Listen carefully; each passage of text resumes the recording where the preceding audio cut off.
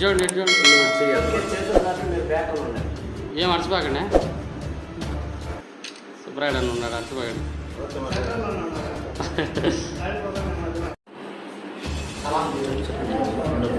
ఈరోజు అనగా 2/4/2024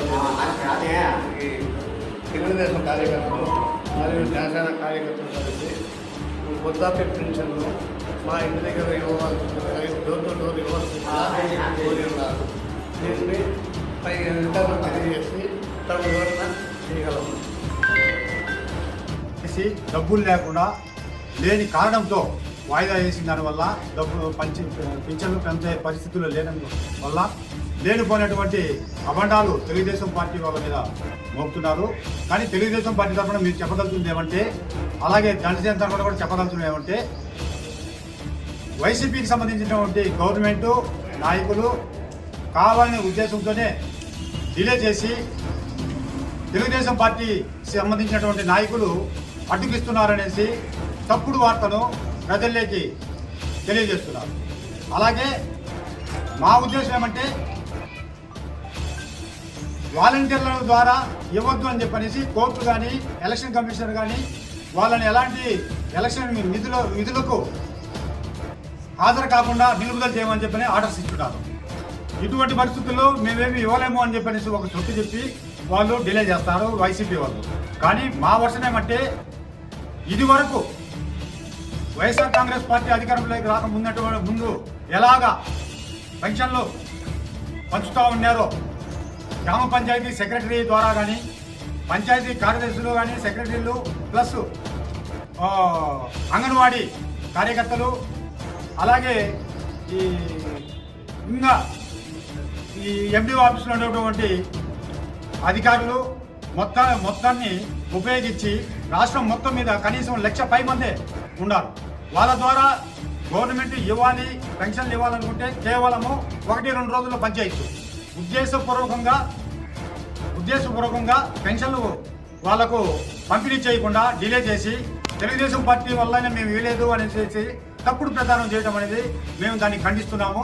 కాబట్టి మీరు దయ ఉంచి ఇప్పటికైనా మించిపోయిందేం లేదు, ఈరోజు రేపు ఖచ్చితంగా ఎవరికి ఇవ్వాల్సిన పెన్షన్లు మా పార్టీ తరఫున మీ కోరదలుచుకుంటే పంపిణీ చేయవలసిందిగా కోరుతున్నాము. మన ఆంధ్రప్రదేశ్ మొత్తం మీద ఇప్పుడు ఉన్నటువంటి గవర్నమెంట్ ఉద్దేశపూర్వకంగా వృద్ధాప్య పెన్షన్లు ఎవరి పార్టీకి వాళ్ళు ఇవ్వకుండా, ఎవరు ఇళ్ళకు పోయి వాళ్ళకి ఇవ్వకుండా కావాలనే ఉద్దేశంతో 3వ తేదీ ఇస్తామని చెప్పేసి ఖజానా ఖాళీ చేసి డబ్బులు లేకుండా లేని కారణంతో వాయిదా వేసిన దానివల్ల పింఛన్లు పెంచే పరిస్థితుల్లో లేని వల్ల లేనిపోయినటువంటి అబండాలు తెలుగుదేశం పార్టీ వాళ్ళ మీద మోపుతున్నారు.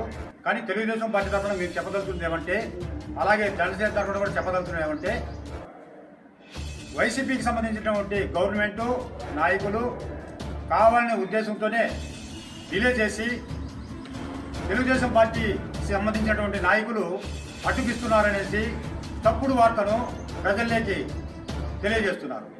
అలాగే మా ఉద్దేశం ఏమంటే, వాలంటీర్ల ద్వారా ఇవ్వద్దు అని చెప్పనేసి కోర్టు కానీ ఎలక్షన్ కమిషనర్ కానీ వాళ్ళని ఎలాంటి ఎలక్షన్ విధులకు హాజరు కాకుండా నిలుపుదల చేయమని చెప్పని ఆర్డర్స్ ఇస్తున్నారు.